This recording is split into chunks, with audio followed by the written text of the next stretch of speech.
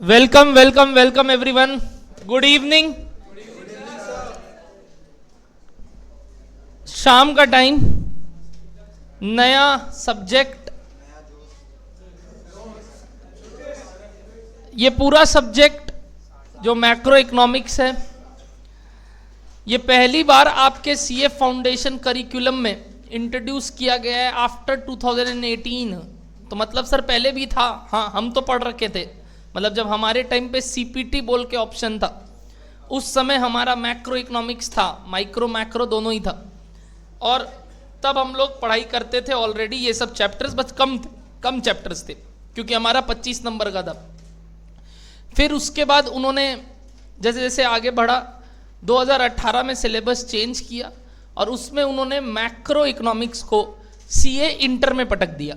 यानी ये पूरा मैक्रो इकोनॉमिक्स जो अभी आप पढ़ने वाले हो इस दौरान, ये as it is cut paste पहले था। कहाँ पे सर? सीए इंटर में। एफएम एंड इको बोल के पेपर था, मतलब financial management and economics for finance, और वो पेपर लास्ट पेपर था आपके सीए इंटर का 8वां, यानी 8 का भी, जिसमें 40 नंबर के लिए यही चैप्टर्स थे। उसके बाद इंस्टीट्यूट ने जब से सीए इंटर में 6 पेपर किया, वापस से मैक्रो इकोनॉमिक्स सीए इंटर से हटा दिया। और 2018 से मैं ये 4 चैप्टर्स आप लोग को पढ़ा रहा था, मतलब आप लोग को in the sense CA students को सीए इंटर में। बट ये 4 का 4 चैप्टर को उन्होंने पटक के नीचे पटक दिया और अब बोल रहे फाउंडेशन में ही ये सब चीज़ वापस से पढ़ा दो। तो आपका पहले फाउंडेशन में माइक्रो इकोनॉमिक्स के साथ एक सब्जेक्ट हुआ करता था जिसका नाम है BCK, business communication and knowledge, या बिजनेस कॉमर्स एंड नॉलेज, जो भी। तो वो बिजनेस कॉमर्स एंड नॉलेज बोल के जो पेपर था वो रद्द कर दिया और उस पेपर की जगह मैक्रो इकोनॉमिक्स डाल दिया। पहला change, your syllabus versus old syllabus, क्योंकि ओल्ड सिलेबस वाले लोग भी कई बैठे जिनका इस बार एग्जाम अपीयर करने वाले हैं वो, तो उस हिसाब से मैंने ये पहली बात बताई। दूसरी बात सुनिएगा, पहले 50 मार्क्स का माइक्रो था और 50 मार्क्स का BCK था, जो भी मैंने बताया वो जो नया सब्जेक्ट। बट अब 40 मार्क्स का माइक्रो कर दिया गया है, जिसमें 5 चैप्टर्स पढ़ाए जा रहे हैं आप लोग को। आपको मालूम है कौन से 5? बताइए क्या क्या? डिमांड सप्लाई एक चैप्टर अलग, फिर मार्केट, बिजनेस साइकिल, और वो प्रोडक्शन एंड कॉस्ट। क्या ये बोल के ऑलरेडी आपके चैप्टर्स हैं? तो ये जो चैप्टर्स है माइक्रो इकोनॉमिक्स, आपका कितने मार्क्स का दिया गया है? 60 मार्क्स। 60 मार्क्स का 40 मार्क्स का माइक्रो इकोनॉमिक्स है। इसके अलावा 5 चैप्टर और इंट्रोड्यूस किए गए जो कि आपके सामने ये रहे, ध्यान से देखिएगा। ये हैं वो 5 चैप्टर्स, नाम पढ़िए please everybody. National income, public finance, money market, international trade और इंडियन इकोनॉमी। इस पूरे दौर में ये 4 चैप्टर आपके लिए अराउंड 50 to 55 मार्क्स है और ये 5 to 10 मार्क्स है, मेरे ख्याल से 5 to 80 मार्क्स है, मतलब 10 मार्क्स से कम ही आएगा इससे। ये जो चैप्टर है लास्ट वाला, वो पूरा थ्योरेटिकल चैप्टर है जिसमें आपको हिस्ट्री जानना है कि इंडियन इकोनॉमी इंडिपेंडेंस से पहले क्या था, फिर इंडिपेंडेंट के बाद अगले 15 साल तक कैसा रहा, फिर उसके बाद 15 साल कैसा रहा। तो जो चेंजेस हमने अडेप्ट किए, जैसे आप बचपन में एक चीज़ पढ़े थे, याद है? इंडियन रिफॉर्म्स 1991, सुने हुए हो? जिसमें FDIs अलाउ हुए थे, याद है? तो वैसे कुछ कर करके थ्योरेटिकल स्टफ्स है कि किस में FDI अलाउ हुआ, कब अलाउ हुआ, कहाँ अलाउ हुआ, ये वो। और ये वाला पार्ट आपका अगेन कुंडू सर लेने वाले हैं, यानी कि 5th नंबर टॉपिक। ऑल्दो आपके क्लास में यही दिखेगा, मतलब जो लोग भी क्लास खरीदे माइक्रो इकोनॉमिक्स का, मैक्रो इकोनॉमिक्स का, ऑल्दो माइक्रो नहीं भी लिए, उनको भी ये चैप्टर का रिकॉर्डिंग मिलेगा सर का ही, मतलब लाइव करने भी मिलेगा और रिकॉर्डिंग भी मिलेगा। और ये वाला चैप्टर सर के द्वारा कराया जाएगा। तो सर आपके बुक में ये क्या कर रहा है? मेरे बुक में इसके MCQs दिए गए हैं जो आपको यहाँ से आके अटेम्प्ट करने हैं। 100 MCQs मैंने डाले हैं इस चैप्टर के यहाँ पे। अदर देन दैट ये 4 चैप्टर पूरा मैं कवर करने वाला हूँ, जिसमें आप देख सकते हैं हर चैप्टर का क्वांटिटी और क्वालिटी कितना है, और उस हिसाब से हम इस पूरे बुक में सब कुछ करने वाले हैं। नेशनल इनकम से रिलेटेड MCQs भी और स्टफ्स भी समझने वाले हैं। बट ये जितने चैप्टर्स हैं, ये सारे चैप्टर्स तो दूर की बात है, हमारा हमेशा फंडा एक रहता है और वो ये है कि हम ये सब चीज पढ़ने क्यों वाले हैं। जैसे चाहता तो सीए इंटर से हटाया तो गायब ही कर सकता था, बट फिर भी क्या किया बताओ, फाउंडेशन में डाला। मतलब दे फील कि ये टॉपिक क्या है बताइए, इंपॉर्टेंट है और बच्चों को जानना चाहिए इसके बारे में, ऑफ कोर्स। तो सबसे पहले हम ये समझेंगे, क्या बताइए, कि ये मैक्रो इकोनॉमिक्स होता क्या है। तो कॉपी में हेडिंग देंगे सारे बच्चे, इंट्रोडक्शन टू मैक्रो इकोनॉमिक्स, जो मेरा आज का क्लास रहेगा। मेरा आज के क्लास में मैं कुछ भी नेशनल इनकम के बारे में नहीं पढ़ाऊंगा और ना मैं कुछ बुक की बातें करूंगा। तो बुक आपको मिला भी नहीं होगा, बुक्स आप लोग को कल अवेलेबल हो जाएगा सेंटर पे, तो आप परसों से कलेक्ट कर सकते हो और जब अपना नेक्स्ट क्लास होगा या उस दिन आके ही कलेक्ट कर सकते हो, बेस्ट तो वही है। और जो लोग को ऑनलाइन लाइव कर रहे हैं और वीडियो में कर रहे हैं और जो बाहर रहते हैं उनको कल कुरियर लगाया जाएगा, आपको ट्रैकिंग आईडी परसों तक मिल जाएगा। तो अराउंड 1 वीक तक you will get the books. And हमारा नेक्स्ट क्लास सीधा अब कब है सर, फ्राइडे को। कल नहीं है, परसों नहीं है, तरसों नहीं है, 3 दिन कोई क्लास नहीं है मैक्रो इकोनॉमिक्स का, जस्ट बिकॉज कल इसी कारण से छुट्टी मिला है, बुक्स नहीं आए हैं। और परसों तरसों मेरा सीए इंटर का एफएम का मैराथन है, तो उस समय मैं अवेलेबल ही नहीं हूँ। तो आपका सीधा अगला मैक्रो इकोनॉमिक्स का क्लास इज ऑन, बताइए, फ्राइडे 2 o'clock। तो इसके बाद अपने सीधा फ्राइडे 2 o'clock मिलेंगे, जिसमें अपने चैप्टर स्टार्ट कर देंगे स्ट्रेट फॉरवर्ड। क्या डन है? तो सर तब तक बुक लाइव वाले तो ले ही लेंगे, रिकॉर्डिंग वाले को जो लोग घर पे बैठ के कर रहे हैं उनको और 2-3 दिन लग सकता है, तो जितने सॉफ्ट कॉपी से मैनेज कीजिएगा। तो इंट्रोडक्शन टू क्या करने वाले हैं आज बताइए, मैक्रो इकोनॉमिक्स। मैं सच बता रहा हूं, अगर आज तक इकोनॉमिक्स आपका प्यार था या नहीं था, मैं इतना गारंटी दे सकता हूं आपको इंटरेस्ट तो जरूर बन जाएगा कि भाई ये पढ़ते ही क्यों है और जानना क्यों चाहना है हम कि ये चीज होता क्या है। क्या डन है सबको इतना सा बात? आइए बड़ा आराम से समझते हैं पहले कि मैक्रो इकोनॉमिक्स होता क्या है। Anybody, what is the minute difference between micro and macro? एकदम हल्का से बोला जाए तो, एकदम आसान भाषा में कोई मेरे को समझाना चाहता है तो बताओ, चाहोगे बताना? बोलो उधर क्या, ठीक है, लार्ज लेवल पे। लार्ज मतलब अच्छा नेशनल, अच्छा ठीक है ठीक है ठीक है ठीक है, बाप रे बाप, थोड़ा थोड़ा बात पता है इन लोग को। आइए अब बात करते हैं आप लोग से। माइक्रो और मैक्रो नाम में ही है। माइक्रो का अगर इंग्लिश मीनिंग बोले तो छोटा, और मैक्रो का मतलब बोले तो बड़ा। अब आप ये इससे क्या समझेंगे हमको नहीं मालूम, बट माइक्रो मतलब छोटा और मैक्रो मतलब बड़ा। ये जो माइक्रो और मैक्रो में डिफरेंस है ये इसी का है। क्या बोलना चाह रहे हैं, मतलब कि इकोनॉमिक्स को अगर थोड़े छोटे लेवल पे सोचे तो वो माइक्रो इकोनॉमिक्स है, और वही इकोनॉमिक्स को, क्या वर्ड बोला सुने, वही इकोनॉमिक्स को अगर बड़े लेवल में सोचे तो उसका नाम क्या आता है?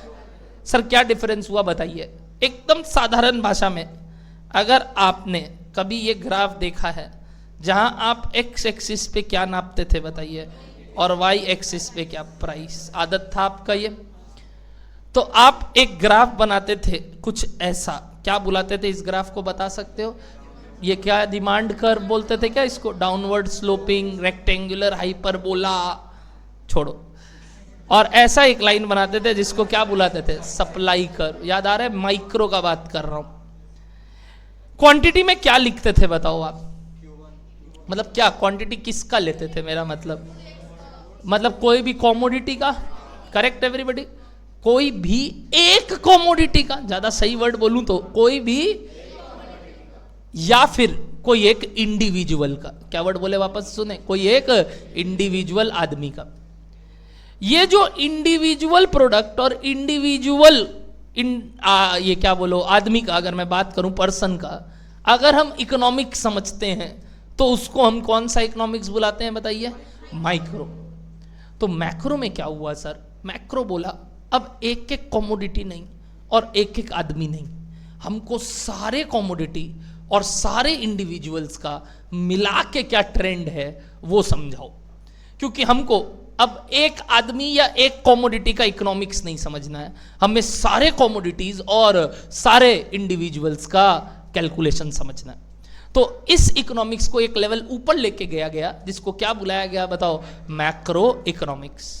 तो सर हम सारे कॉमोडिटीज का डिमांड जो हमें पता है और सारे कॉमोडिटीज का जो सप्लाई पता है, उनका सम टोटल निकाल लेते हैं एग्जैक्टली और उस सम टोटल को एक नाम दिया गया जिसको बुलाया जाता है एग्रीगेट डिमांड। क्या वर्ड बोले सुने? Aggregate demand. What do mean by aggregate demand? बताइए। Demand of all commodities. समझ में आया? वैसे ही नेक्स्ट वर्ड बताओ मैं क्या बोलने वाला हूं। Aggregate supply which will be पक्का क्या? Supply of all the commodities. तो मैं जो मैक्रो लेवल में बात कर रहा हूं वहां पे ये जो डाउनवर्ड स्लोपिंग कर्व है, ये डी की जगह अब मैं एक नया नाम दे रहा हूं। बताओ क्या? एडी। AD stands for. और ये जो ग्राफ अपने बनाते थे बचपन में, ये क्या बन गया है? ये अजम्पशन है कि माइक्रो का इतना बात आपको पता था कि क्या सप्लाई कर्व होता है और क्या डिमांड कर्व। मैंने सबको जोड़ दिया तो एग्रीगेट डिमांड और एग्रीगेट सप्लाई कर्व मिल गया। अब इस पॉइंट को क्या बोलते थे दोस्त? What do you mean by equilibrium? Anybody? अच्छा, डिमांड एंड सप्लाई मीट मतलब क्या? जहां मार्केट ऑपरेट हो रहा है, मतलब ये लेवल है जो कि जहां पे बार्गेनिंग पावर दोनों का मैच कर रहा है और लोग ट्रेड कर पा रहे हैं। मतलब where market meets, where market meets, यहां पे हम ट्रेड कर पाते हैं। और इस इक्विलिब्रियम पे जो हमारा क्वांटिटी होता है उसको हम इक्विलिब्रियम क्वांटिटी बुलाते थे। पक्का एवरीबॉडी? यहां पे कौन सा क्वांटिटी है जल्दी से बताइए? एग्रीगेट मतलब क्या क्या क्या क्या है इसमें? एक मिनट, क्या इसमें मिल्क है? क्या इसमें एग्स है? क्या इसमें आटा है, चावल है? क्या इसमें घर है? क्या इसमें गाड़ी का बात है कि नहीं? क्या इसमें कपड़ों का बात है? हाँ, तब एक मिनट, जब हम माइक्रो लेवल पे यहाँ क्वांटिटी लिखते थे तो या तो केजीज लिखते थे या लीटर लिखते थे, क्योंकि वो क्वांटिटी क्या होता था, या केजी या लीटर या पीसेज या यूनिट्स कुछ लिखते थे। तो अब यूनिट बताओ, कहाँ फंस गए? समझ में आ रहा है लोग? मतलब जब लोग ये चीज एग्रीगेट किए उस समय तक तो ठीक था, पर तकलीफ क्या हुआ पता है? बोला क्वांटिटी को कैसे लिखे, क्योंकि कुछ किस्में हैं लीटर्स में, कुछ किस्में हैं केजीज में, कुछ किस्में हैं पीसेज में। तो हर एक चीज अपना अपना अपना अपना अपना अपना मेजरिंग रॉड लेके रखा है। तो हम कंबाइंड क्या बोले? क्या फंसने का मतलब समझ में आया पहले? तो मैक्रो इकोनॉमिक्स का सबसे बड़ा चैलेंज आया what to do with quantity, कि अब इस क्वांटिटी का क्या किया जाए, क्योंकि कुछ तो केजीज में, कुछ पीसेज में, कुछ ग्राम मतलब लीटर्स में। सर कन्वर्जिंग रॉड है ना अपने पास कि लीटर को केजी में, अरे तो भाई इतना सारा है, किसको किस में बदलेंगे, कि कौन सा बेटर है, कैसे पता चलेगा? अरे सारे अलग अलग कॉमोडिटी, कोई लिक्विड फॉर्म होता है कि नहीं, जिसको अपने किस में मेजर करते हैं बताओ? लीटर्स में। अच्छा, कुछ सॉलिड फॉर्म होते हैं जिनको हम वेट यानी ग्राम्स में, और कुछ गैस फॉर्म होते हैं जिनको हम वॉल्यूम में मेजर करते हैं। Gas are valued at volume के बेसिस पे। तो अब ये इतने सारे चीजें इसके अंदर है, हमें तो एक मेजरिंग रॉड चाहिए, इतना ज्यादा कन्वर्जन तो पॉसिबल नहीं है। एक मेजरिंग रॉड है जो सारे कॉमोडिटीज का कॉमन होता है। सोच के दिखाइए, आप सब चीज को एक चीज में कन्वर्ट कर सकते हैं, और हमेशा आप बोलते भी वैसे ही हो निजी जिंदगी में कि ये इतना है, ये इतना है और ये इतना है, और वो कॉमन वैल्यू क्या है? सोचो। परसेंटेज क्या चीज? परसेंट किसका किससे? यूनिट्स, यूनिट्स ही तो बोले अलग है। रुपीज, प्राइस, वैल्यू, क्या वर्ड बोले सुने? Price, rupee, value. यानी every commodity has one measuring rod common to all, which is called money. क्या बुलाते हैं? शायद मनी का डेफिनेशन भी यही था, it is a common measuring rod. सारे चीज को किससे तोल सकते हैं बताओ? पैसा से। बोला ये क्या है? इतने का है। ये कितने का है? इतने का है। ये कितने का है? इतने का है। क्वांटिटी के साथ क्या जुड़ा हुआ रहता है बताइए? उसका मनी फैक्टर। तो अगर मनी फैक्टर पता है ना सबका, तो हमें इंडिविजुअल ये कॉमोडिटीज का जो क्वांटिटी का यूनिट है वो क्या लेना बेटर है बताओ? सबको किस में कन्वर्ट कर देना चाहिए? रूपी फॉर्म में। यानी पहली बार कुछ नया चीज सीख रहे हो, ध्यान से सुनना। एक्स एक्सिस पे ही क्वांटिटी किस में आ रहा है बताइए, रुपीस में। ये क्वांटिटी है बट फॉर्म किस में बताओ, रुपी में। यानी quantity is given in what, rupee. Quantity को आप और भी नाम से बुलाते हो, देखो मैं क्या क्या बोल रहा हूं, आउटपुट क्या बुलाते थे बताओ आप, अच्छा प्रोडक्ट्स क्या बुलाते थे आप, प्रोडक्ट्स।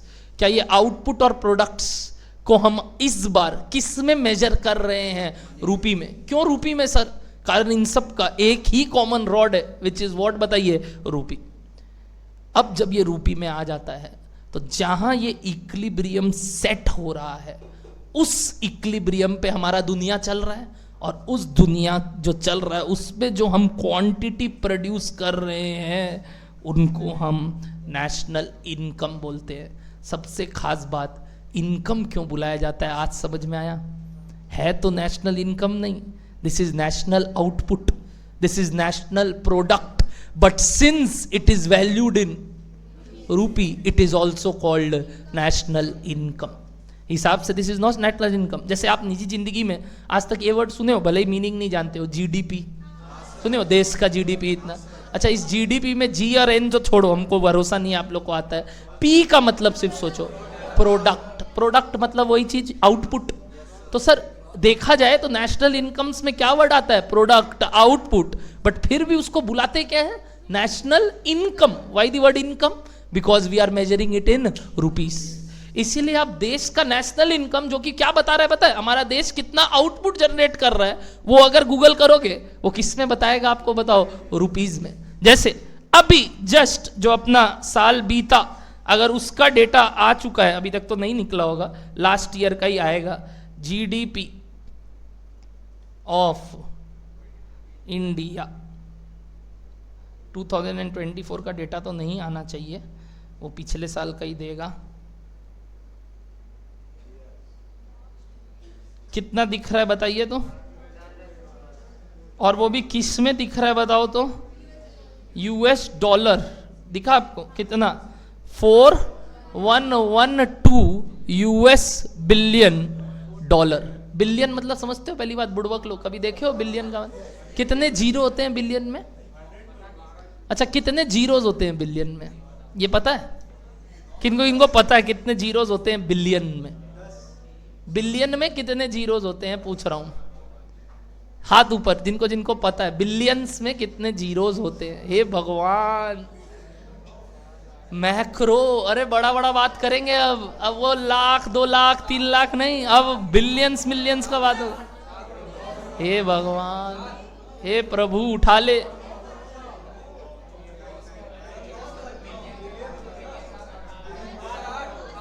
हाँ तो रूपी रूपी दोनों नहीं हो सकता क्या, दोनों तरफ 8 0 9 0।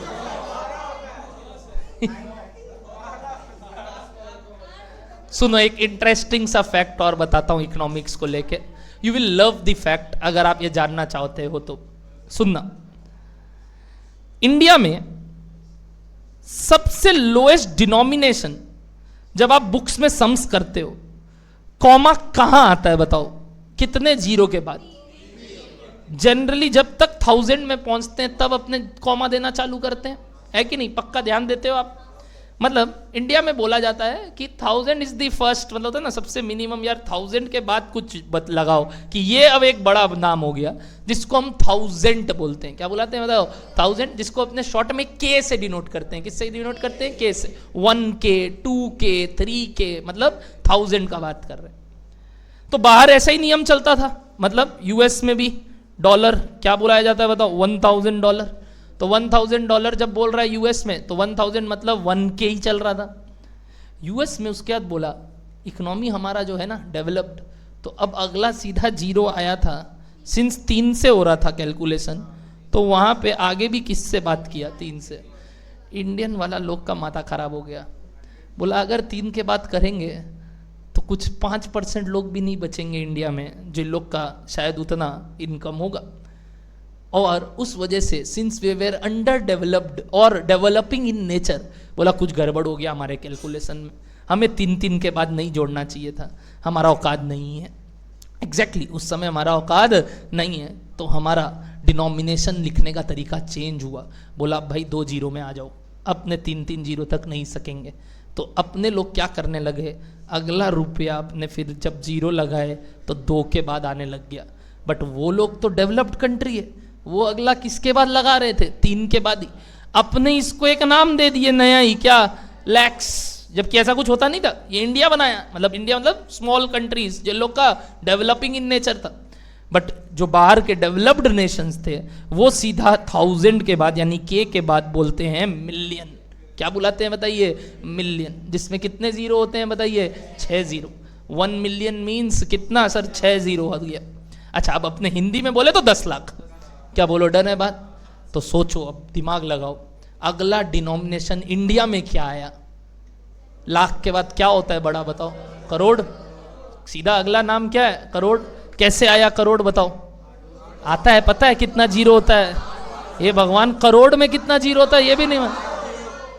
अगला वही तो अभी सेंस सिखाया आपको, क्या ऐसे कैलकुलेशन करेंगे? फिर अगला 2 जीरो के बाद क्या आया, एक नया नाम, करोड़। तो कितने जीरो हैं बताइए करोड़ में? कितने, गिनती भी नहीं कर पा रहे, 8 बोल रहा है। हे भगवान, तुम लोग करोड़ रुपया तो कमाने का सोचा होगा जीवन में, अगर वो भी नहीं तब जीरो कितना रहे नहीं मालूम, कितना जीरो है। क्योंकि हम 3 के बाद 2-2 का हिसाब करने लग गए। बट वो तो डेवलप्ड कंट्री थे, वो 3 के बाद फिर किस में जंप किए, 3 में। तो अगला उनका आया 1,000,000,000,000,000। इसको बुलाते हैं 1 क्या, बिलियन। यानी अगर इसको रुपया में बात करें एक बार, अगर अपने करोड़ के भाषा में, तो इट इज 100 करोड़। कितना बात हुआ देखो, 100 करोड़। तो बुड़वक लोग, आप लोग को अभी मैक्रो तो छोड़ो, रुपया गिनना नहीं आता, और आपको देश विदेश के बारे में जानना है कि सर मिलियन, बिलियन, ट्रिलियन क्या होता है, हमें यही नहीं मालूम। और हमारे यहाँ क्यों ये करोड़ के बाद खरब अरब आया, ये सब का रीजन है क्योंकि हम लोग किस में जीरोस करते हैं, अब 2-2 में, और वो लोग किस में करता है, 3-3 में। इसलिए कई किताब में जब सम्स दिया हुआ होता था ना कुछ ऐसा, तो हमको लगता था गलती किया हुआ है, अपने उसको काट के ठीक जगह दे देते थे। बुड़वक वो सही था।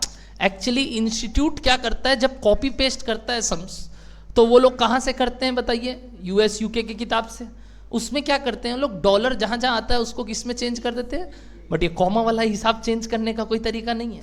तो आप कई बुक्स में देखते होंगे कि कॉमा 1 के पास है, आपको लगता है गलत है, ये थोड़ी होता है, हम लोग जानते हैं यहाँ कॉमा होना चाहिए। हाँ, आपके हिसाब से आप सही थे, बट ये इंडिया में चलता है। बाहर तो 3-3 जीरो के बाद कॉमा लगता है, वो बेवकूफ। हाँ बोल रहे, हाँ आज पता चला। तो एक बड़ा सा ही इजी सा चीज था, एक कॉमन सेंस वाला बात था, मिलियन, बिलियन, ट्रिलियन, जो कि हमें सुने हुए हैं वर्ड्स, बट कभी इच्छा ही नहीं की है जानने का कि भाई इनका मतलब क्या होता है। अच्छा, ये क्यों ऐसे होते हैं, कहाँ जीरो कॉमा कहाँ लगता है इंडिया में, क्यों पहले 3 जीरो था उसके बाद 2 जीरो था, आज तक कभी दिमाग नहीं लगाए, सिर्फ सम्स किए कि ₹1 लाख तो 2 कॉमा देना है, एक 2 जीरो के बाद और एक फिर 3 जीरो वाला। बट ऐसा क्यों होता है, अगर दिमाग लगाओ तो you will understand the fact, because of we are still a developing country, we can not denominate our self so fast कि सीधा 3 के बाद अगला 3, क्योंकि उसके हिसाब से तो इकोनॉमी में कई लोग पीछे चले जाएंगे। तो कोई तो लखपति बोल पाएगा ना अपने को, नहीं तो फिर सीधा क्या बोलना पड़ेगा, मिलियनेयर। मिलियनेयर बोलने वाले लोग कम हो जाएंगे और लखपति बोलने वाले लोग ज्यादा हो जाएंगे, तो बोला लखपति रहने दो। फिर करोड़पति ठीक है, क्योंकि 100 करोड़ कितना बड़ा बात होता है, क्योंकि सीधा मिलियन के बाद क्या बुलाना पड़ेगा, बिलियनेयर। तो वो बिलियनेयर बोलना मतलब 100 करोड़ कमाना। क्या सर, अभी हम लोग 1 करोड़ में कितना जीरो आता है नहीं पता, आप 100 करोड़ का बात कर रहे हो।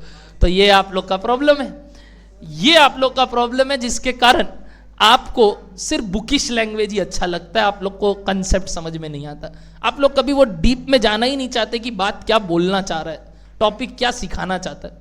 ये कितना इजी सा बात था एक इंडियन इकोनॉमी को लेके कि Y0 के बाद कहाँ कॉमा आता है। बट सर ये सब चीज मत बताइए, ये सब क्या होता है, हम लोग सम्स में करते हैं, हमें मालूम है कहाँ देना है। एवरीबडी कुछ जा रहा है माथा में, क्या होता है। तो अब बिलियन का मतलब समझ में आया, कितने जीरोस बताइए, 9 जीरो। कितने जीरो बताओ, और वो भी US डॉलर। पहली बात तो डॉलर खुद 80 रुपया चल रहा है, तो वो इंटू 80 और, तो एक बार कैलकुलेटर निकालो, 4112 लिखो, इंटू पहले तो 80 करो, इंटी तो पहले 80 करो, सिर्फ पहले 80 से इंटू करो, सिर्फ 80 से उतना ही करो। 80 हम रफ पकड़ रहे हैं, वो तो चेंज होता रहता ना, 80 रफ पकड़ लेते हैं। बताओ कितना आया? 3 लाख। ये 3 लाख समथिंग आया। तो इसके बाद भी कितने जीरो हैं? और 9, यानी इतना लाख बिलियन, बिलियन मतलब समझ रहे हो 100 करोड़ और उसके आगे लाख जो तुम पढ़ रहे हो, यानी 3 लाख और पीछे और कितने जीरोज है, समझ पा रहे हो? ये इंडिया का क्या है आज के डेट का? जीडीपी, यानी नेशनल इनकम। सर इसमें हमारे कहाँ हैं, हम कहाँ हैं? आप कैलकुलेटर में नहीं हो, आप हो ही नहीं, आपका कोई योगदान नहीं है। अभी आपका माइनस योगदान चल रहा है, आपके कारण तो कम हो रहा है जीडीपी, क्योंकि आप बढ़ रहे हैं और जीडीपी कम कर रहे हैं, तो आपके कारण जीडीपी तो गिर रहा है। जैसे एक बचपन में कंसेप्ट सुना होगा, पर कैपिटा इनकम, जहां क्या करते हैं मालूम? यही टोटल जीडीपी को टोटल पॉपुलेशन से डिवाइड करते हैं, कि जितने करोड़ लोग हैं उससे डिवाइड कर देते हैं। एक बार करते हैं, करीब करीब कितने करोड़ लोग हैं अपने देश में? वो मोदी जी बोलते हैं ना मित्रों, 120 करोड़ देशवासियों, 140 हो गया क्या? वो 125 वाला हम लोग सुना हुआ है जब वो जो चलता था, तो जो 140 वाला करोड़ है। अच्छा, अब करोड़ में, इस वाले में ऑलरेडी अपने पता है करोड़ बोले 100 करोड़, तो जो आपका आया हुआ है 3 लाख समथिंग, कितना आया हुआ है? इंटू 100 कर दो बस। कुछ आया इंटू 100, बोल मत पाओ, अरे तुम लोग बोल ही नहीं पाएगा उतना फिगर, कुछ आया ना, इसको डिवाइडेड बाय 140 कर दो, कितना आया बताओ? 2 लाख समथिंग आया। दिस इज कॉल्ड कि एक एक आदमी का योगदान इतना है हमारे देश के लिए, तुम्हारा 2 लाख, तुम्हारा माइनस में, मतलब सोच रहे हो कितना गलत कैलकुलेशन है पर कैपिटा इनकम, जो बोलता है सब बराबर, मतलब हम भी उतना ही योगदान कर रहे हैं जितना मुकेश अंबानी कर रहा है। पर कैपिटा इनकम वही बोलना चाह रहा है कि हम भी उतना ही योगदान कर रहे हैं जितना मुकेश अंबानी कर रहा है, बट ऐसा कंसेप्ट गलत है कि नहीं? क्योंकि वो अलग कर रहा है और हम अलग कर रहे हैं, बट बंटवारा तो बराबर हो रहा है कि हम देश में इतना का योगदान। अगर कोई बाहर वाला देखता है, अरे वाह इंडिया का एक एक आदमी इतना करोड़ रुपया, तो हम लोग 2 लाख, हम लोग 200 रुपया नहीं लेके घूमते, तो वो सब बात तो करिए ही मत सर। और हमारा योगदान टू इकोनॉमी नेगेटिव, वो तो हमको घर वाला इसलिए पाल रहा है क्योंकि टैक्स में डिडक्शन मिलता है, और कुछ ये क्या बोलते हैं इंश्योरेंस क्लेम व्लेम मिल जाएगा अगर कुछ हम लोग को हो गया तो, वरना घर वाले को हम लोग से और कोई मोह नहीं है। तुमको पाल एक ही कारण से रहे हैं, क्योंकि तुम लोग का क्या मिलता है? Tax deduction. तुम्हारा घर वाला को तुम्हारे पालने का एक ही रीजन है, टैक्स डिडक्शन। सेकंड, तुम्हारे नाम का अगर इंश्योरेंस करवाया हुआ है तो पूछ के आ जाना, तो समझ लेना वो तुमसे प्यार नहीं करते, क्योंकि वो चाहते हैं कि तुम, ताकि वो जो 2 करोड़ 3 करोड़ जो भी निकलेगा उनसे वो तो खुश रहे। उसके बाद बोला तुम्हारा कोई योगदान नहीं है, सही में तुम्हारे से टैक्स डिडक्शन है उनको, बस तभी तुमको पाल रहे हैं। तुम लोग कुछ करके देगा कि नहीं उसके भरोसे वो लोग है ही नहीं है। कर लोगे तो कर लेना, काउंटिंग करना सीख लो पहले। तो ये बोलना चाह रहे हैं कि sir there is a very basic thing जो हमें पहले तो डेवलप करना सीखना होगा अपने अंदर, तब तो देश विदेश की बातें समझ पाएंगे। और ये आपको मैं एक बड़ा सा इजी सा चीज सिखाना चाह रहा था। एवरीबडी, क्या यहां तक समझ में आ रहा है? क्लियर है सबको?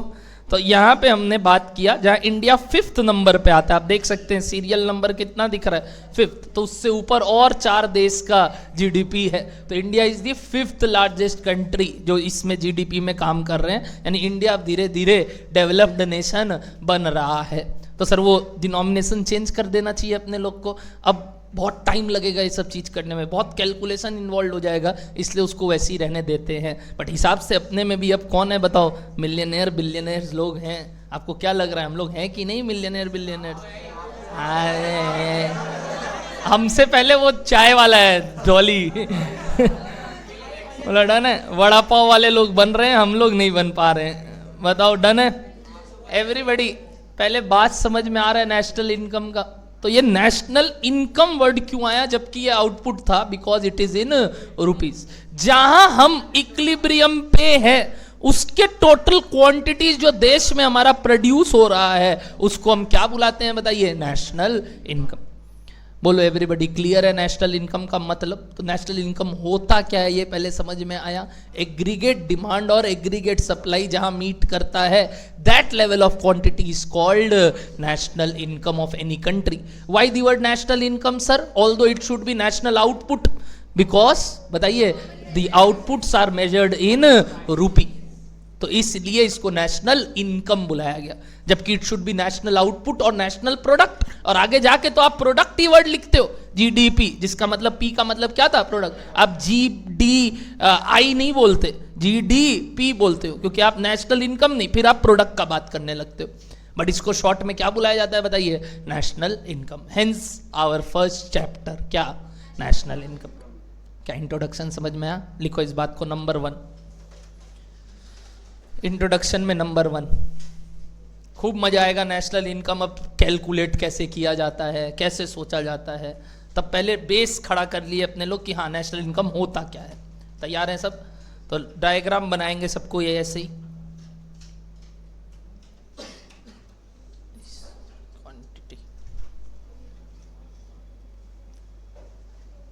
तो क्या दिक्कत है सौरभ? 45 डिग्री एंगल बनता है उसमें, मतलब दोनों बराबर है, प्राइस और क्वांटिटी वाला चीज। दिक्कत क्या है?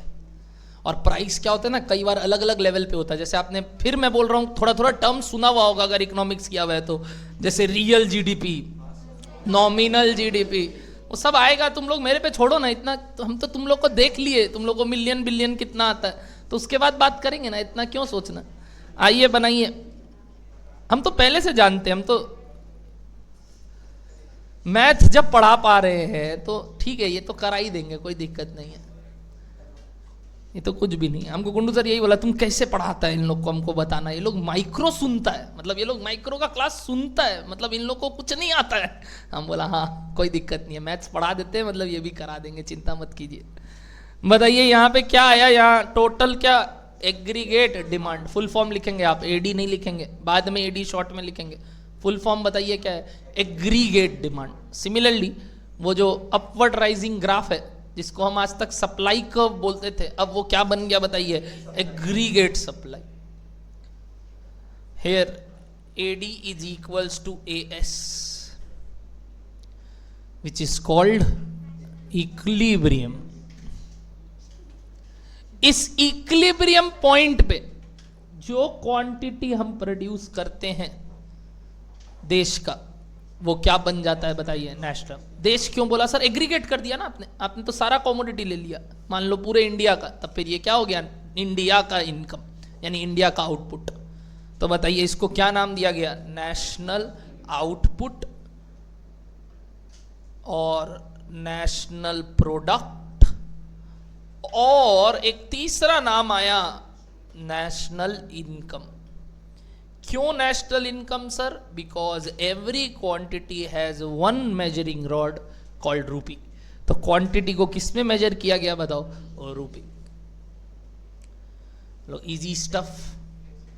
क्या कुछ कॉन्सेप्ट गया माथे में सबके कि हाँ अब हम ये नेशनल इनकम का कंप्यूटेशन सीख सकते हैं, जो हमारा पहला चैप्टर है, जिसमें सिर्फ यही है कि नेशनल इनकम कैलकुलेट कैसे किया जाता है, कैसे इसके बारे में सोचा जाता है, फिर इसको देख के अपने क्या इंटरप्रिटेशंस निकालते हैं, तो वो अपना पहला चैप्टर है।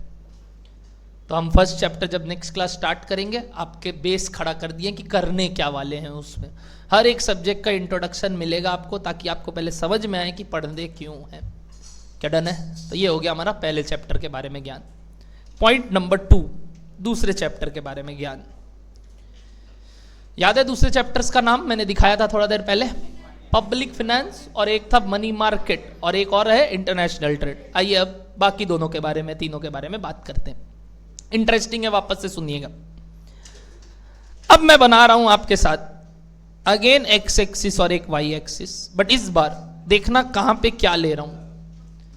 एक्स एक्सिस पे मैं टाइम मेजर कर रहा हूं। क्या मेजर कर रहा हूं बताओ? टाइम। और वाई एक्सिस में अब मैं नेशनल इनकम मेजर कर रहा हूं, क्योंकि मैंने पहले मैं आपको नेशनल इनकम क्या होता है बता दिया।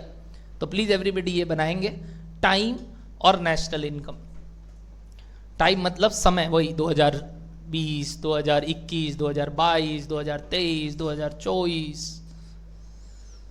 25 नहीं बोलेंगे, क्या मालूम हो ना हो।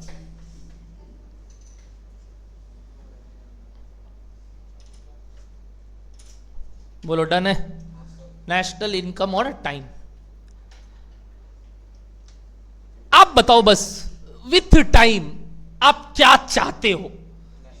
नेशनल इनकम बढ़े कि गिरे? बस एक नहीं, आप पे छोड़ते हैं, देश नहीं छोड़ना चाहिए, बट मान लेते हैं आप, सिंस अपने जानते हैं कि वी आर, मतलब गवर्नमेंट भी अपने ही खड़ा करते हैं ना, by the people for the people, है ना, ऑफ द पीपल। तो ये जो पूरा है ये सब पता नहीं क्या चीज है इसमें, बट मान लेते हैं आप ही देश के वो प्राइम मिनिस्टर, फाइनेंस मिनिस्टर सब हो, तो आप क्या चाहते हो? आपका देश क्या हो? मोदी जी हो आप, बताओ क्या चाहते हो? मोदी जी बताइए आपको क्या चाहिए? मत बोलना इटली वाली चाहिए। हम जो पूछे उसका जवाब देना, मतलब इटली वाली चाहिए। चुप, बताओ फटाफट, मोदी जी आपको क्या चाहिए?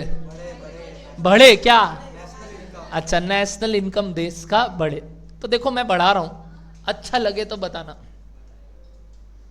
पहले नेशनल इनकम इतना था, फिर नेशनल इनकम इतना हो गया, फिर नेशनल इनकम इतना हो गया, फिर नेशनल इनकम इतना हो गया, या फिर नेशनल इनकम पहले इतना था, फिर नेशनल इनकम इतना हो गया, इतना हो गया, इतना हो गया, इतना हो गया, इतना हो गया। कौन सा आपको ठीक लग रहा है बताइए दोनों में से? ऊपर वाला है? एक मिनट एक मिनट एक मिनट, पहले में मैंने जब बढ़ाया आप देखे कितना तेजी से ऊपर गए, और एक में नीचे गए। आपने बोला सर नीचे तो जाना ही नहीं है, वी वांट, हम क्या करना है बताइए? स्टेडी ग्रोथ मिले हमें। बट ये जो ग्रोथ आप देख रहे हो, क्या ये अच्छी बात है कि खराब बात है? क्या खराब है इसमें? कोई इसमें क्या खराब बात है? देश का इनकम अगर, आउटपुट अगर इस हिसाब से बने तो तुमको खराब क्या लग रहा है? इस तरीके से देश तो बढ़ रहा है, बट सर हर कोई इस अपर लिमिट को सह पाए जरूरी, यानी ज्यादा ऊपर जाना भी अच्छा नहीं होता। हमें चाहिए स्टेडी, कि ठीक ठीक हो। जैसे हमारे बड़े बड़े बुजुर्ग भी यही बोल के आते हैं, जैसे संतुष्टि रखो, संतोष रखो, ज्यादा लालच मत करो, कि जितना है उसी में सोचो कैसे करना है, या थोड़ा थोड़ा धीरे धीरे बढ़ो। क्यों ऐसे बोलते हैं सर? क्योंकि वो जानते हैं कि एकाएक अगर जंप मिल जाएगा ना तो उसको सहना इतना आसान नहीं है, और फिर अगर वो गिरा तो बहुत तकलीफ होगा लोगों को। इस वजह से देश के साथ भी यही है। अगर देश का भी इनकम यानी आउटपुट एकाएक बढ़ जाए या एकाएक गिर जाए, सह नहीं पाएंगे अपने ये इंडियन इकोनॉमी कोलैप्स कर जाएगा। और वो कोलैप्स रोकने के लिए we don't want such kind of trends, we want trend धीरे धीरे ऊपर जाए, ना कि एकाएक ऊपर जाए। बोलो बात समझ में आ रहा है? तो ये जो नेशनल इनकम का ट्रेंड मैंने अभी बनाया, अगर मैं सही से बनाऊं तो मैं देखो किस तरीके से ट्रेंड बना रहा हूं। एक,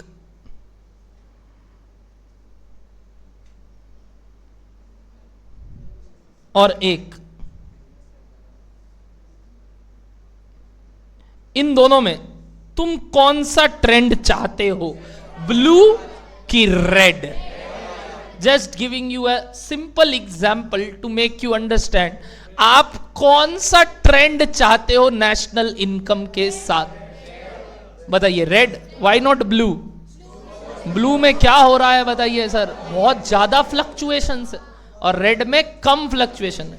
तो जो ट्रेंड फॉलो होगा ना सर, ट्रेंड जिसको अपने एक ट्रेंड बोलेंगे, वो तो देखिए क्या है, अपवर्ड राइजिंग। बट ये अपवर्ड राइजिंग भी एकाएक ज्यादा ऊपर नीचे ना करे, ये इसके आसपास ही फ्लक्चुएट करे तो बेटर है। ये जो मैंने ब्लैक लाइन बनाया, दिस इज कॉल्ड व्हाट बताइए? ट्रेंड।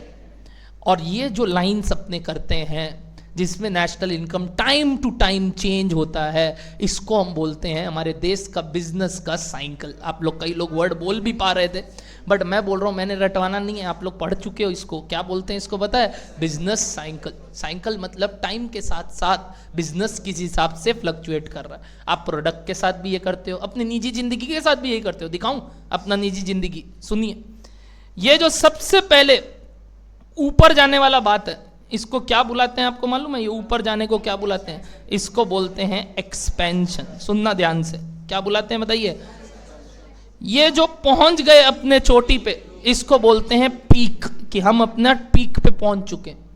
जब आप पीक पे पहुंचते हो तो आपका अब चालू होता है रिसेशन। क्या चालू होता है बताओ? डाउनफॉल, जो कि अभी आपका चल रहा है। कि भैया पढ़ाई करते वक्त क्या लगता है सर, अभी पढ़ रहे हैं, कुछ याद नहीं हो रहा है, डर लग रहा है, जो भी पढ़ रहे हैं समझ में नहीं आ रहा है, इतना सारा चीज़ है। शुरू में तो बड़ा मज़ा आ रहा था। तो ये जो नीचे जाते हैं ना, इसको क्या बुलाते हैं बताइए? रिसेशन। क्या बुलाते हैं बताइए? बट तुम्हारा हालत यहाँ भी नहीं है। तुम्हारा हालत बताते हैं अब कहाँ है। अगर आप रिसेशन में भी ट्रेंड के नीचे चले जाओ ना, उसको बोलते हैं डिप्रेशन।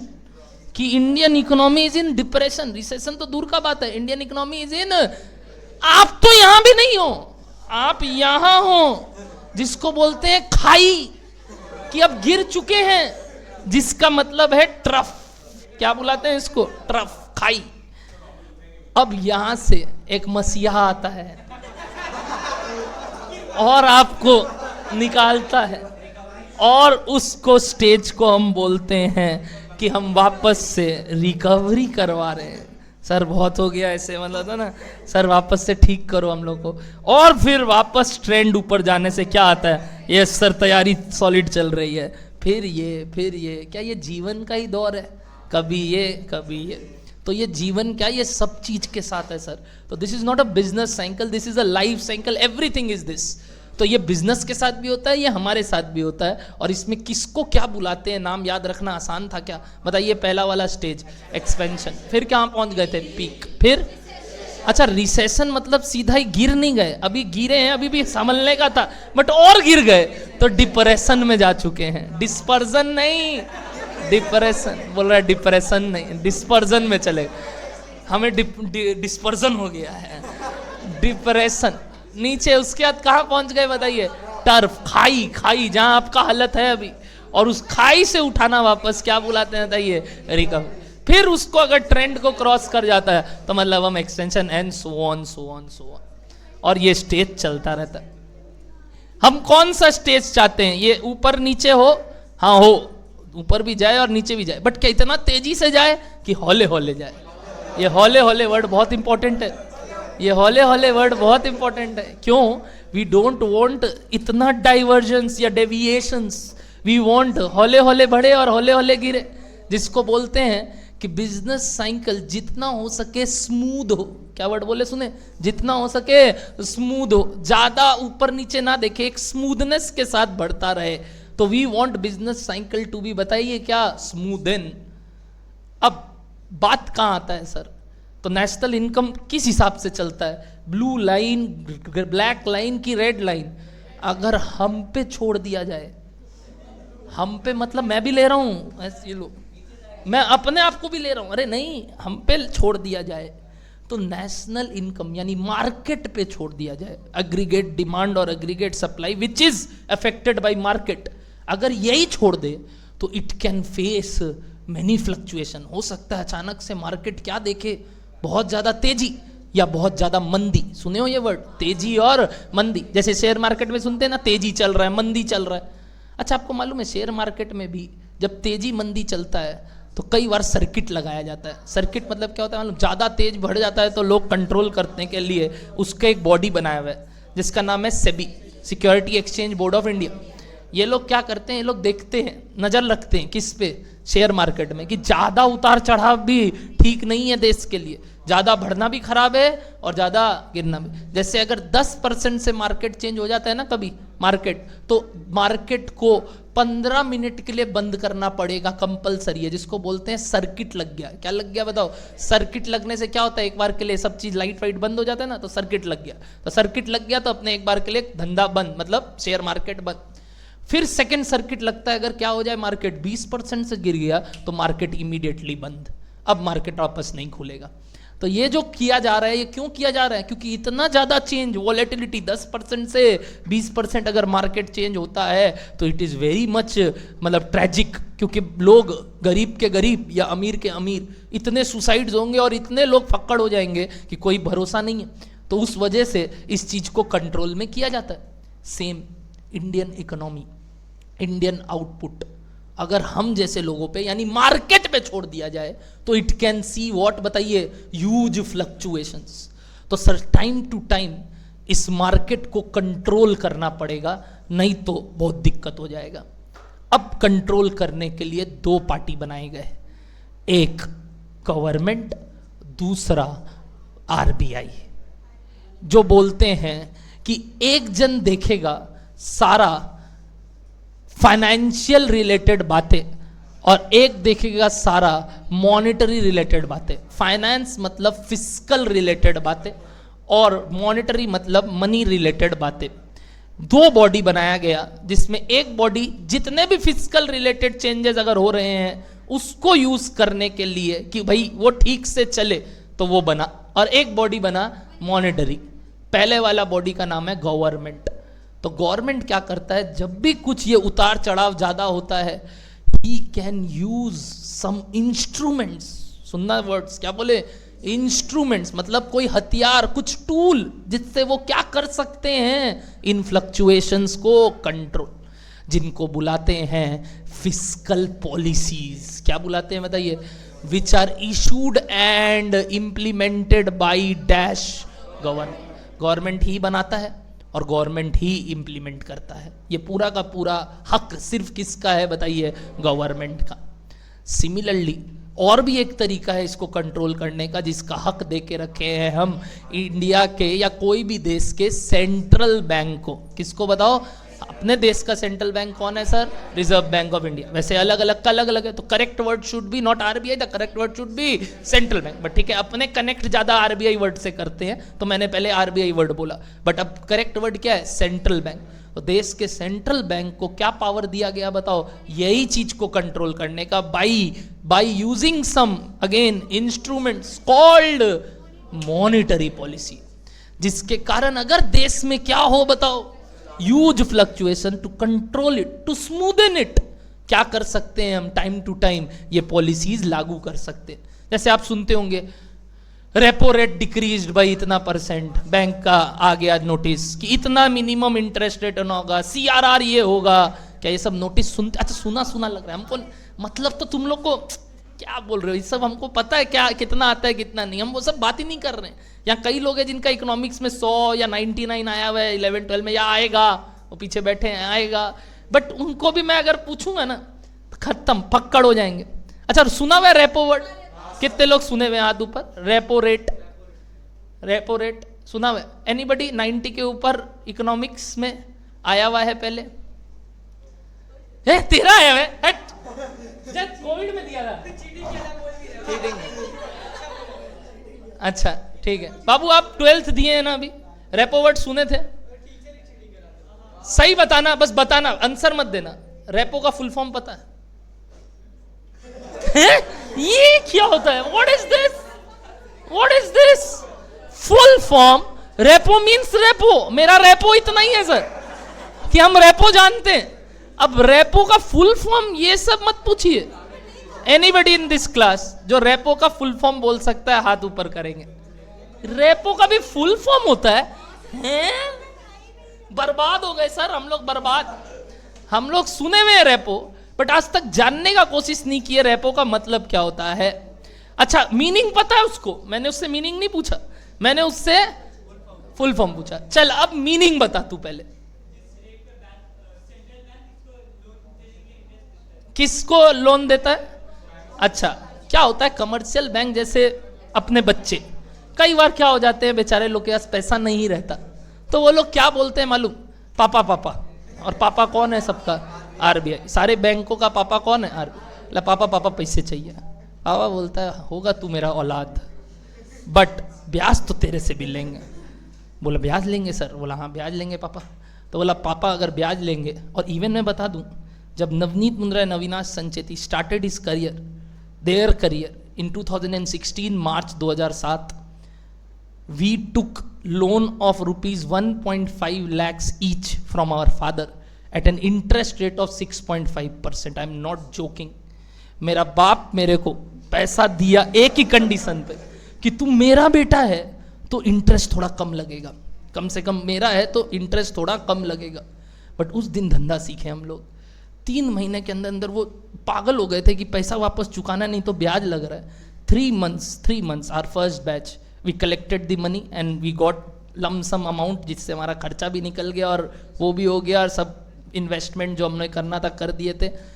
ब्याज के समेत पापा को दे के आए, बोले ये लीजिए आपका पैसा, काम हो गया। बोला आगे और चाहिए?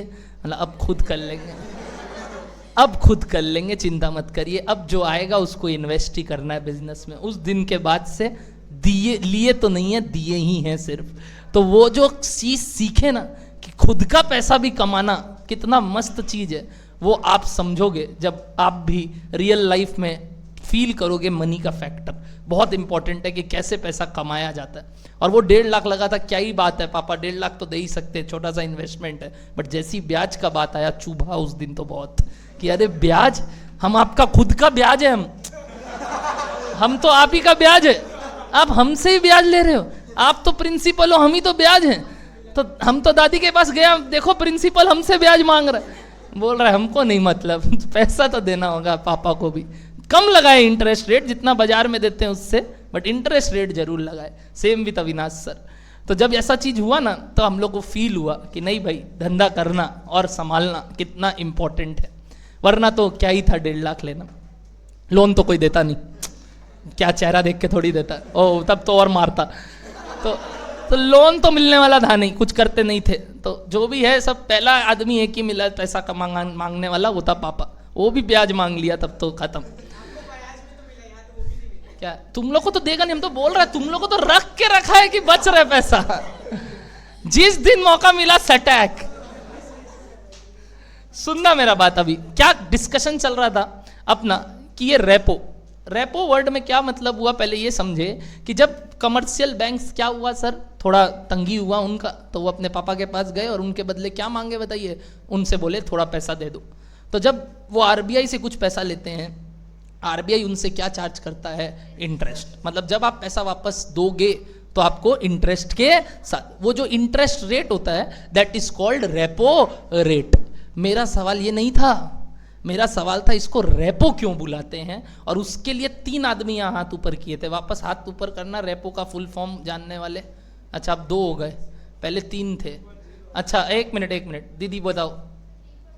Very good, it is called repurchase option. RE stands for re, P stands for purchase, O stands for option. Sir why repurchase option, अब ये भी बता दो। जब बाप पैसा देता है ना, तो सिर्फ और सिर्फ ब्याज नहीं, वो तुमसे तुम्हारा कोई टॉय या कुछ गिरवी भी रखता है। बोलता है ये क्या गारंटी है तू पैसा दे देगा। बोला अरे पापा आपका ही लल्ला है। बोला आपका लल्ला से मतलब नहीं है, हमको क्या चाहिए, कुछ मॉर्टगेज। तो हम जब लोन लेने जाते हैं, यानी कमर्शियल बैंक जब किसके पास लोन लेने जाता है, वो उसको अपना कुछ कोलैटरल सिक्योरिटीज, जिसको आप लोग बोलते हैं ना गोल्ड, रिजर्व्स, वो सब क्या करना पड़ता है, गवर्नमेंट के पास रखवाना पड़ता है एज व्हाट, मॉर्टगेज। जिस दिन पैसा ब्याज के साथ देंगे, क्या वो कोलैटरल सिक्योरिटी हम वापस ले सकते हैं? इसी के लिए बोला जाता है कि आपने अपना ही चीज उनको दिया, अब आप उसको क्या कर रहे हो, रीपर्चेज। और उसका आपके पास क्या है, ऑप्शन, कि आपको कब रीपर्चेज करना है। Hence it is called repurchase option. Repo rate, जिसके ऊपर क्या करते हैं बताइए, सेंट्रल बैंक किससे चार्ज करता है। अच्छा कभी कभी तो बाप को भी दरकार पड़ता होगा पैसा, इसी के लिए एक वर्ड पढ़ा होगा आपने, रिवर्स रेपो रेट। तो सर पापा को भी पैसा का दरकार पड़ता है। अरे पापा के कई लल्ली है, और वो लल्ला लल्ली में जब दिक्कत होता है ना, तो पापा उनको संभालते हैं, तो कोई दूसरे से मांगते हैं कि भाई उसको संभालना है, तुम हेल्प कर।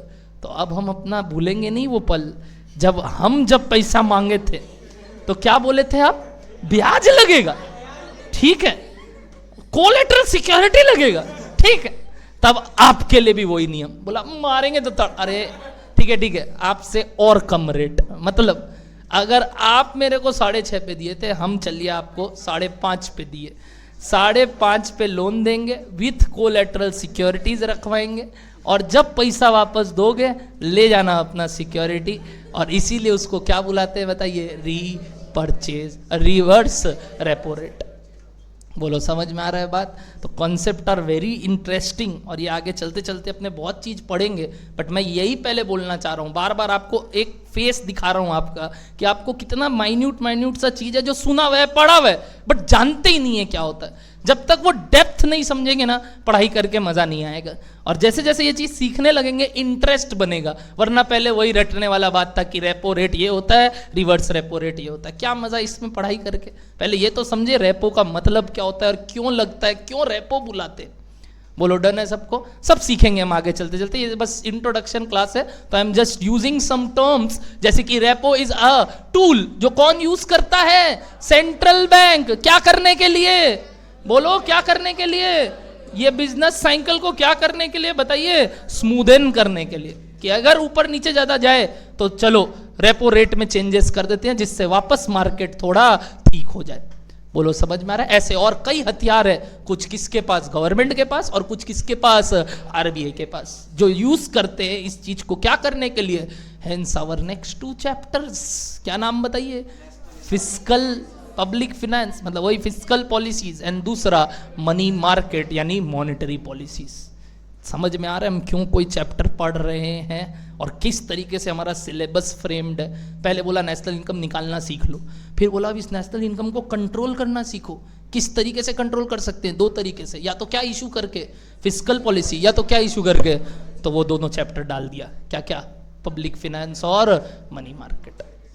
कंसेप्ट समझ में आ रहा है सबको?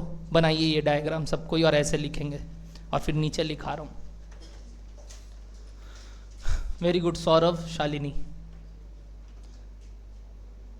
आरसीबी को जिताना है,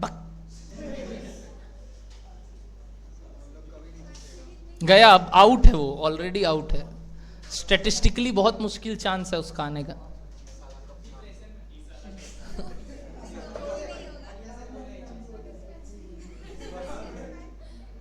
वो लोग टर्फ के भी नीचे जा चुका है, पाताल लोक में है वो लोग।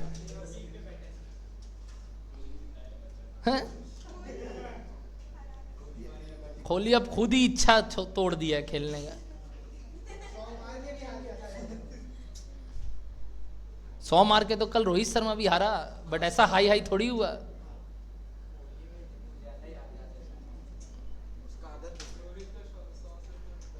अरे क्या हुआ अविनाश सर, समोसा लाए कि नहीं?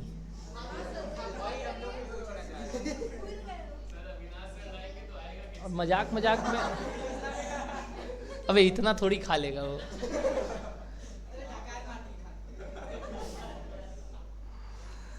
कोई ऊंट थोड़ी है जो रिजर्व रख के रखता, हाथी है, रिजर्व नहीं होता हाथी के पास, जितना इच्छा उतना ही खाते हैं।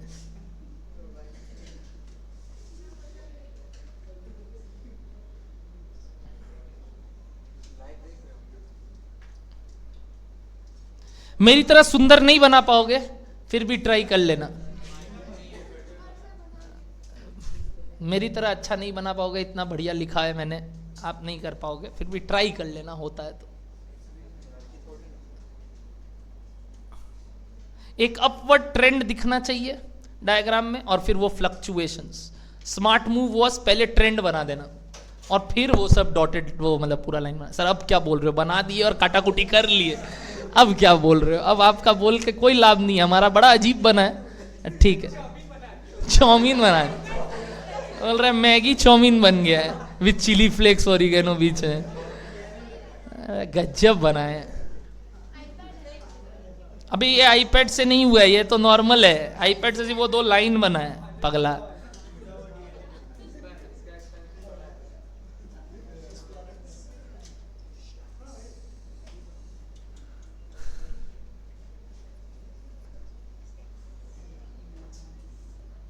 सर अविनाश सर बुरा नहीं मानते आपके बातों का, बताया था ना, बाप बेटे में रिलेशन सब चलता है, ऐसे कुछ नहीं है। वो दोनों जन एक दूसरे को बाप और बेटा मानते हैं, तो कोई दिक्कत नहीं है, हम लोग में सब चलता है।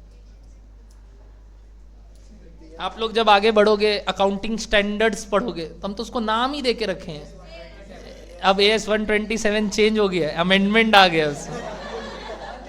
हाँ सही बताएंगे तो तुम लोग भाग जाओगे यार।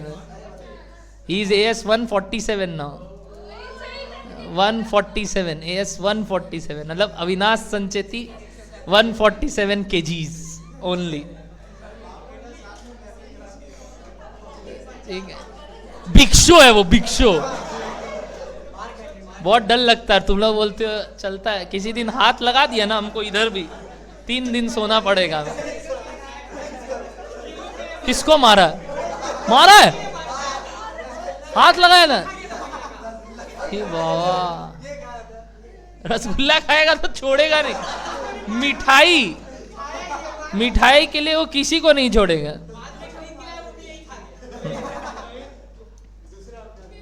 समोसा फिर भी चलेगा। अबे वैसा कोई अकाउंटिंग स्टैंडर्ड नहीं है, it's Avinash Sancheti 147।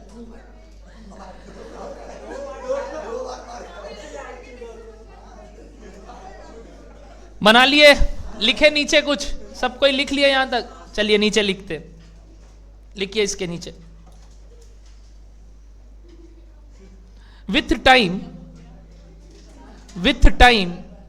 The trend of national income is called dash cycle.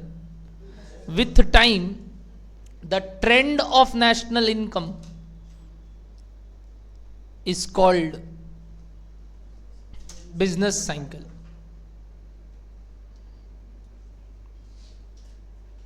Full stop. If national income is left on market, if national income is left on market, if national income is left on market, bracket में AD&AS, bracket में AD&AS, क्या बोलना चाह रहा हूं बताओ? मतलब aggregate demand और एग्रीगेट सप्लाई पे छोड़ दिया जाए, लेफ्ट दे दिया, उन पे छोड़ दिया जाए, bracket close, then it may face huge fluctuations, then it may face huge fluctuations. क्या डन है सबको? Full stop. Therefore, to smoothen the business cycle, therefore to smoothen the business cycle,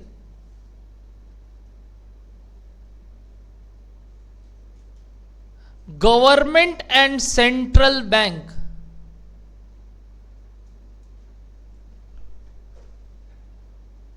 intervention is required. Government and central bank intervention मतलब घुसना, समझ रहे हो? अब कुछ भी बोल रहे हैं तो हिसाब से अगर करेक्ट वर्ड मीनिंग बोले इसका तो बीच में उंगली करना, तो एकदम बीच में आना को क्या बुलाते हैं बताइए? Central bank. और कौन आ सकता है बताइए? गवर्नमेंट। क्या लिखे हो? Intervention is required, full stop. any policy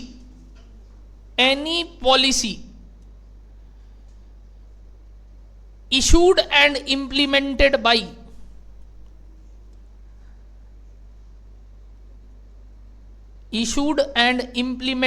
by dash is called fiscal policy। लिखिएगा, मैं स्पेलिंग लिख दे रहा हूं, फिस्कल पॉलिसी।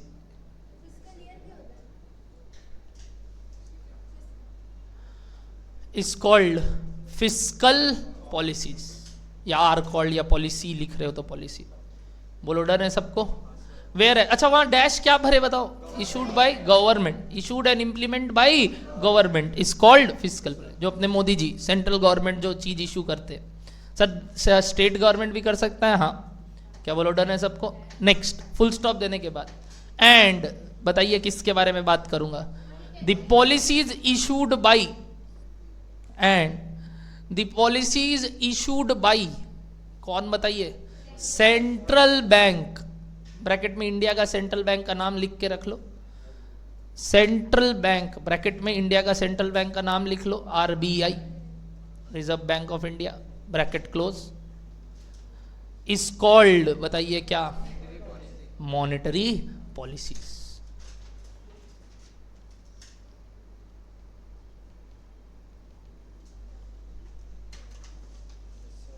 बोलो समझ में आया सबको? हेंस आवर नेक्स्ट 2 चैप्टर क्या क्या बताइए? पब्लिक फिनेंस एंड लास्ट कौन सा चैप्टर के बारे में जानना है बताइए? बताइए international trade. Very easy stuff. लिखेंगे पॉइंट नंबर 3, आज का आखिरी पॉइंट, बस 5 मिनट और। सही में तुम लोग 1 घंटा सवा घंटा पढ़ लिया, बहुत है। आज इंट्रोडक्शन के लिए इतना बहुत था। नेक्स्ट क्लास से हम चैप्टर चालू करेंगे। ये तो बस फ्लेवर था, चखाना था आपको कि क्या पढ़ने वाले।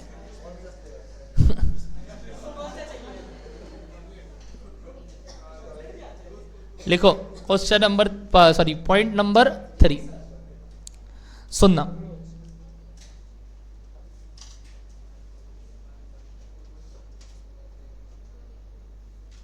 अंग्रेजों का शासन चालू हुआ था देश पे, आपको मालूम है?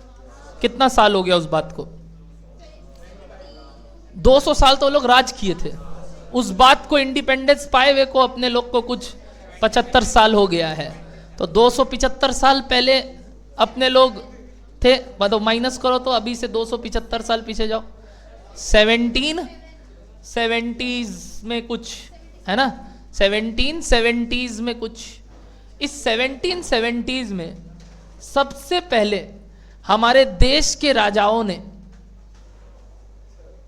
बाहर के लोगों को देश में आके काम करने का अनुमति दिया। उनको लगा क्या ही हो जाएगा, थोड़ा बहुत धंधा ये लोग कर लेगा, इससे हमारा भी फायदा उनका भी फायदा। इनसे टैक्स ले लेंगे, जिनको वो लोग उस समय कस्टम्स बुलाते थे, और हम लोग भी ग्रो करेंगे और वो लोग भी ग्रो करेंगे। बट उनका जो असली मोटिव था वो सबको पता नहीं था।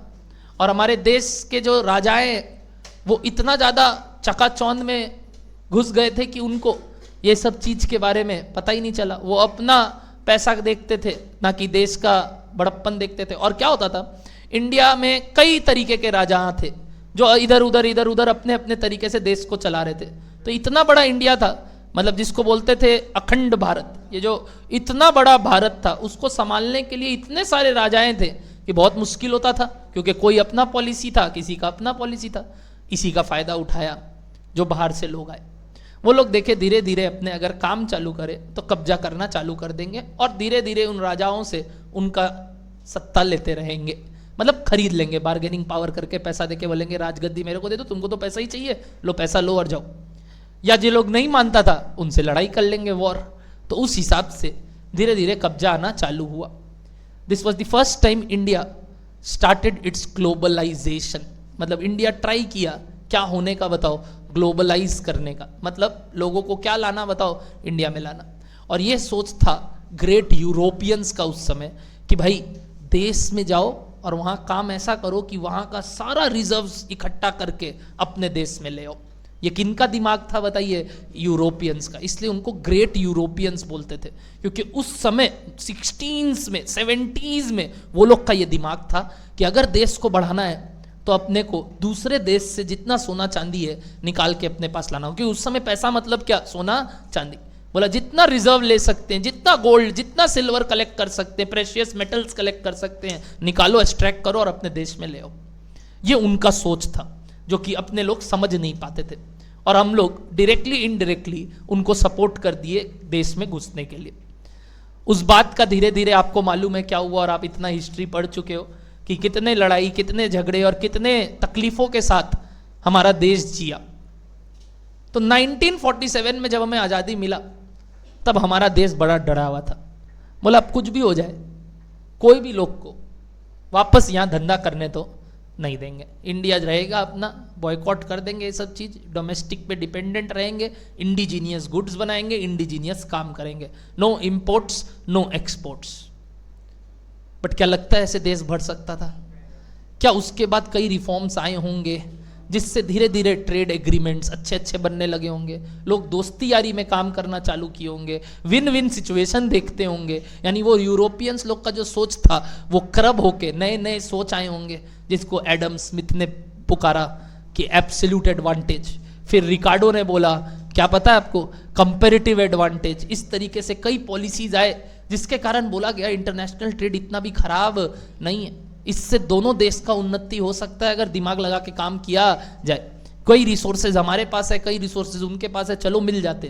बट इंडिया था डरावा देश, जैसे मैंने पहले बोला, और इंडिया के पास बहुत फट रहा था कि भाई ये चीज तो वापस चालू नहीं करेंगे।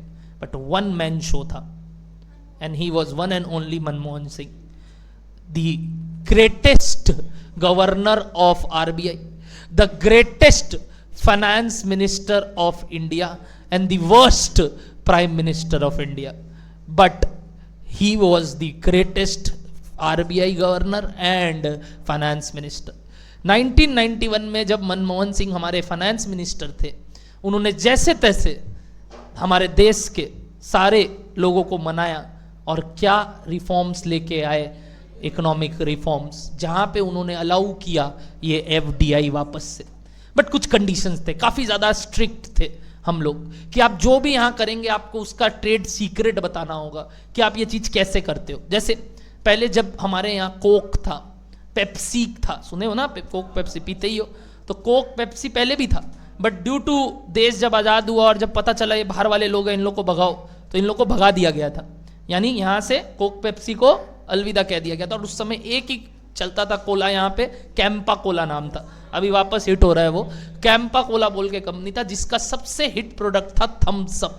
क्या प्रोडक्ट था बताइए, पीते हो ना अभी भी, थम्स अप, ये सबसे हिट प्रोडक्ट था।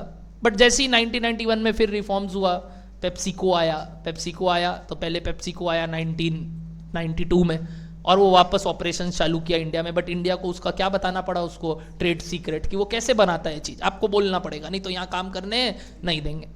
तो 1995 में जब कोको कोला आया, कोको कोला फिर आना नहीं चाहता था, क्योंकि जब उसको पता चला क्या शेयर करना पड़ेगा ट्रेड सीक्रेट, तो बोला नहीं आएंगे। फिर देखा नहीं धंधा बढ़ाना है, छोड़ो ना, चलते हैं। 1995 में जैसे ही वो यहाँ आया, वो देखा मार्केट बड़ा फ्रजाइल है, सब कोई सिर्फ कैंपा कोला पी रहा है, और तो और क्या पी रहा है, थम्स अप।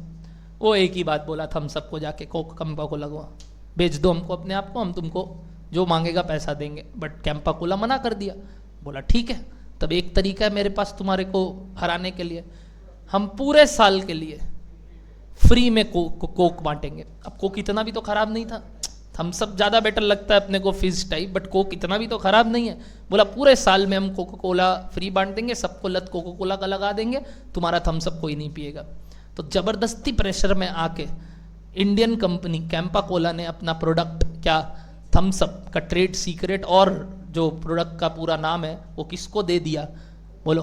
और वो चेंज भी नहीं किया, नाम भी क्या रखा, थम्स अप। और अब ऊपर आता है लिखा हुआ अ कोका कोला कंपनी, जबकि ये थम्स अप किसकी कंपनी है बताइए, इंडियन कंपनी है। बट उसको खरीद लिया गया। तो सर उस समय रोका नहीं क्या खरीद, उस समय ऑल्दो ये सब चीज आया, बट वो जो ट्रेड रिफॉर्म्स थे ना, मतलब क्या कंपटीशन एक्ट्स कि ये सब चीज करना, वो इतना लागू नहीं हुआ था। कंपटीशन एक्ट 2002 में लागू हुआ गया, तो उससे पहले लोग ये सब चीज का फायदा उठाते थे कि जबरदस्ती हम मार्केट में प्राइस पेनिट्रेशन कर देंगे, इतना सस्ता में दाम बेच देंगे कि तुम लोग सब खत्म हो जाओगे।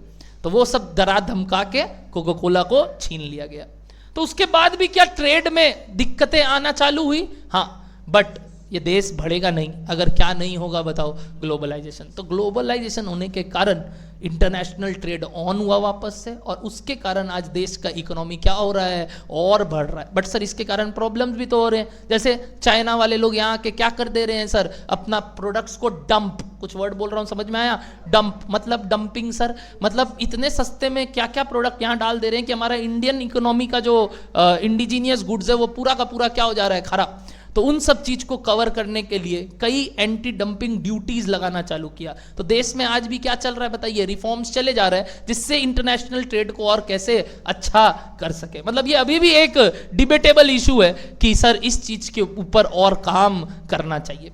तो international trade as a chapter इसलिए इंपॉर्टेंट है क्योंकि हमारा देश इंटरनेशनल ट्रेड करके एक बार बहुत भारी फंस चुका है, और उसके बाद अब ये जो ग्लोबलाइजेशन वापस से ऑन हुआ, इसके बाद हमारा देश बहुत अच्छा चल रहा है।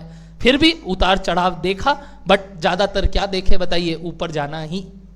ये जो ग्लोबलाइजेशन आया, इस ग्लोबलाइजेशन का हमें समझना है कि क्यों, कैसे इफेक्ट होता है। आज बताओ, अगर यूएस मार्केट इफेक्ट होगा, क्या इंडिया का मार्केट भी इफेक्ट होगा? बिल्कुल।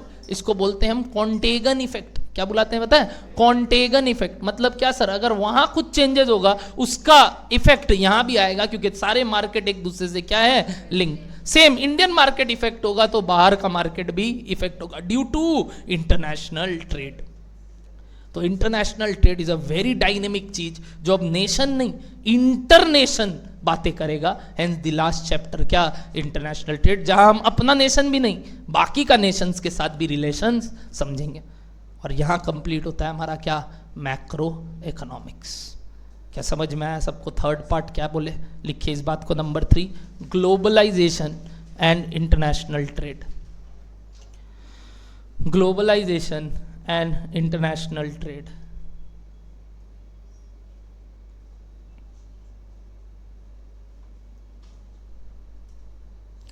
अगर तुम ये बात बोलोगे कि जियो ने भी तो सेम चीज किया, बिल्कुल नहीं।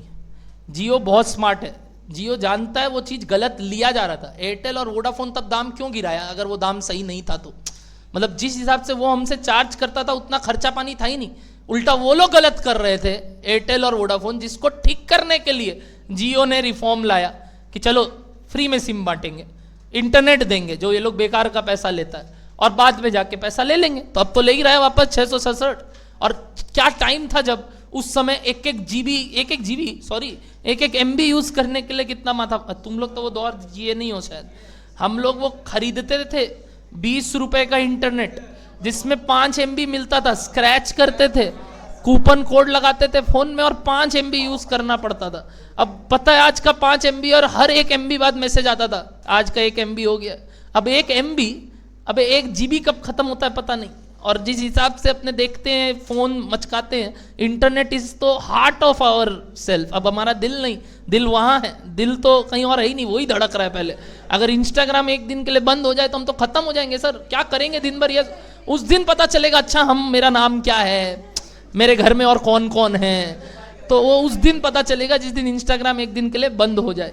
बट ये बोलना चाह रहे हैं कि हम लोग ऐसे ऐसे कूपन स्क्रैच कर करके चलाते थे फोन में, जैसे तैसे फेसबुक, और वो मैसेज का एक मैसेज का रुपया लगता था, तो 80 मैसेज का पैक खरीदते थे कि टेक्स्ट मैसेज। और प्लस टेक्स्ट मैसेज में भी नियम था, तुम लोग तो क्या करता है, हाय, हाउ आर यू अलग अलग भेज देते हो, है ना। हम लोग तो एक बनाते थे क्योंकि जितना हो सकता है कम। प्लस उसमें भी नियम था 130 लेटर्स अगर क्रॉस हो रहा है तो मैसेज 2 भाग में बंट जाता था। और ध्यान नहीं देते थे कभी, अगर सेंड कर दिया ना सबको कोई मीम, या हम लोग के टाइम पे जो मैसेजेस होता था मस्ती वाला, मान लो हम 50 जन को भेज दिया, सोचा था 50 ही तो मैसेज है, देखे अरे 100 का लग गया रुपया, कैसे रे? तो बोला अरे वो 10 वर्ड एक्स्ट्रा था उसमें, इस वजह से 2 मैसेज गिन लिया। और यार शिट यार, पैसा बर्बाद हो गया।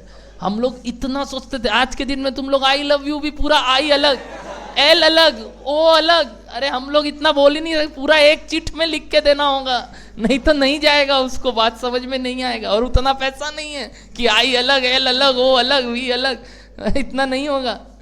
बोलो बात समझ में आ रहा है?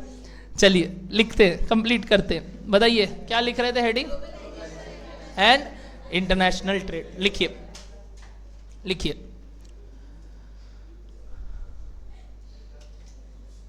A national economy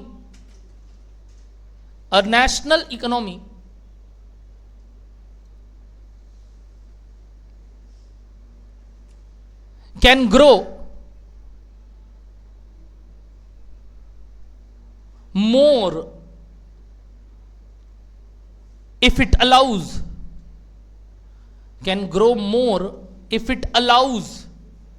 dash trades with rest of the world. If it allows dash trade with rest of the world. If it allows dash trade with rest of the world. बताइए क्या? International trade with rest of the world. Full stop. This is called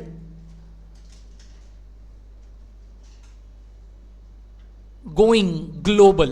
this is called going global. इसको बोलते हैं कि हम कहां जा रहे हैं बताइए? ग्लोबल। और globalization, this is called going global, और क्या बोले बताइए? Globalization. Full stop. Indian economic reforms 1991 by Mr. Manmohan Singh. Indian economic reforms 1991 by Mr. Manmohan Singh was the first stepping stone for India, was the first stepping stone for India to go global after independence. Of India to go global after independence. Done है, full stop, बस यही हमारा अगला chapter रहेगा, fourth, जिसका क्या नाम है बताइए, इंटरनेशनल ट्रेड। तो ये 4 चैप्टर का थीम हो गया। अब हम नेक्स्ट क्लास नेशनल इनकम से स्टार्ट करेंगे फ्राइडे को 2 बजे सीधा। Tata bye bye everybody, hope you enjoyed the session. और आपको आज समझ में आया कि क्या पढ़ने वाले हम। चाहिए जाइए जाइए, लेट हो गया, जाइए। पार्टी का मेरे को नहीं मालूम, अविनाश सर बताएंगे। आया है बाहर, मतेंद्र भैया लाया हुआ है क्या समोसा? सही में लाया तो बांटिए, रुक जाओ, समोसा खा के जाओ।